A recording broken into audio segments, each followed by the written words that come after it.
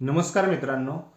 जेव्हा महिन्यापूर्वी डॉक्टर सुजय विखे यांनी शिर्डीमध्ये जे भिकारी आहेत, गुन्हेगारी प्रवृत्तीचे लोक आहेत, त्यांच्यासाठी ते प्रसादालयात जेवतात मोफत, त्यामुळे ते बंद केलं पाहिजे या अनुषंगाने एक विधान केलं होतं आणि त्यावरती भरपूर टीकेची झोडही उडावली. भरपूर लोकांनी त्यावरती कमेंटही केल्या आणि आपले विचारही मांडले की शिर्डीमध्ये जे साई भक्त येतात त्यांच्यासाठी गरज आहे, त्यांच्यासाठी त्या गोष्टी अत्यंत गरजेच्या आहेत, परंतु ते पूर्णतः बंद करणं हे शक्य नाही. असाच आत्ता जे शिर्डीमध्ये घडलंय, 2 दिवसापूर्वी एकाच रात्रीत 2 हत्या करण्यात आल्या. चाकूच्या साह्याने, धारदार शस्त्राच्या साह्याने या दोन्ही हत्या झाल्या आणि विशेष म्हणजे या दोन्ही हत्या या साईबाबा संस्थांमध्ये काम करणाऱ्या कर्मचाऱ्यांच्या झाल्या.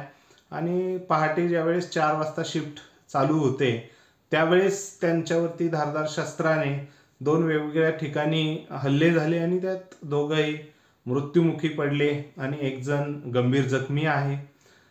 सो ही जेव्हा घटना घडली त्यानंतर सुजय विखे आणि राधाकृष्ण विखे पाटील यांच्या विधानसभा मतदारसंघात जे सध्या आमदार आहेत त्यांच्या विधानसभेत हा प्रकार घडला.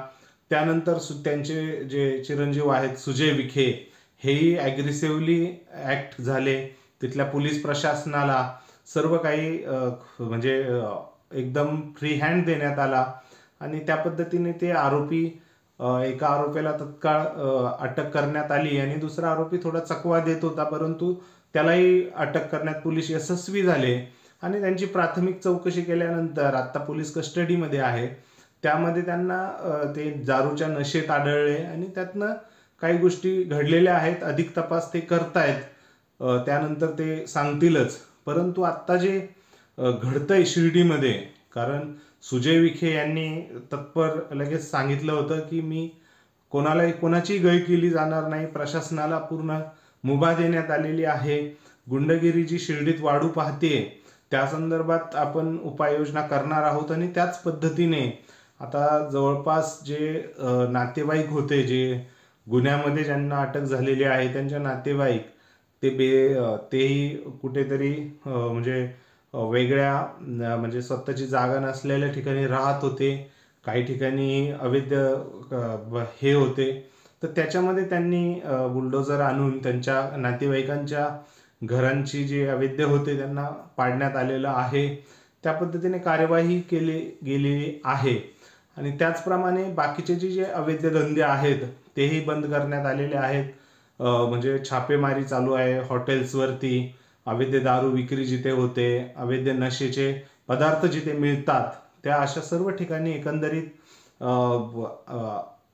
एकंदरीत चालू आहे कार्यवाही करणं. शेकडो जण ताब्यात घेतलेले आहेत, जे रील स्टार, जे कोणी सोशल मीडियामध्ये गुंड प्रवृत्तीला प्रोत्साहन देणारे व्हिडिओ टाकतात त्यांच्यावरतीही जप्तीची कारवाई, त्यांनाही अटक करण्यात आलेली आहे, समज देण्यात येत आहे. अवैध जे गाडे जे रस्त्याच्या कडेला लागतात त्यांच्यावरही कार्यवाही होते. सो एकंदरीत हे जे काही 3-4 दिवसात जे प्रकरण घडलं आणि त्यानंतर ही जेवढी कार्यवाही होते ती खरंच नावाजण्याजोगी आहे. सुजय विखे, राधाकृष्ण विखे पाटील यांनी जातीने लक्ष घातलेलं आहे या केसमध्ये. पीडितांचे जे हे होते त्यांच्या मागणीनुसार आणि एकंदरीत हे 2 जे खून झाले त्यानुसार साईबाबा संस्थांनीही आपल्या कर्मचाऱ्यांच्या शिफ्टची वेळ बदललेली आहे. 4 वाजताची जी चालू होणारी शिफ्ट होती ती आता 6 वाजता करण्यात आलेली आहे. सो साईबाबा संस्थांनीही यामध्ये पुढाकार घेऊन आपल्या कर्मचाऱ्यांना अंधारात जास्त त्रास नको किंवा पुढे या घटना घडता कामा नये ह्या दृष्टीने पावले उचललेली आहे. पण या संदर्भात खरंच शिर्डीमध्ये जे घडतंय ते कौतुकास्पद आहे.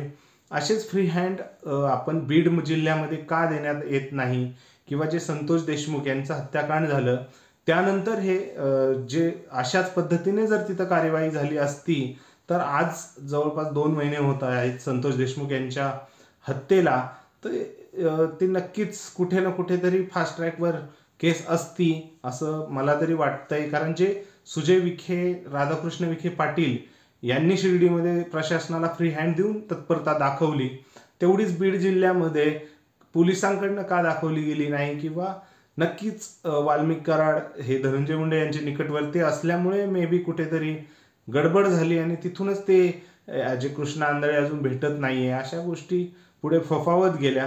सो प्रश्न हाच आहे की जे शिर्डीत जमलं ते बीडमध्ये का झालं नाही. तुम्हाला काय वाटतं ह्या सर्व विषयाबद्दल ते कमेंट सेक्शनमध्ये कमेंट करून नक्की कळवा. आणि शिर्डीमध्ये जी कार्यवाही चालू आहे त्याबद्दल तुम्हाला काय वाटतं तेही सांगा. व्हिडिओ आवडला असल्यास लाईक करा आणि चॅनलला सबस्क्राईब करायला विसरू नका. धन्यवाद.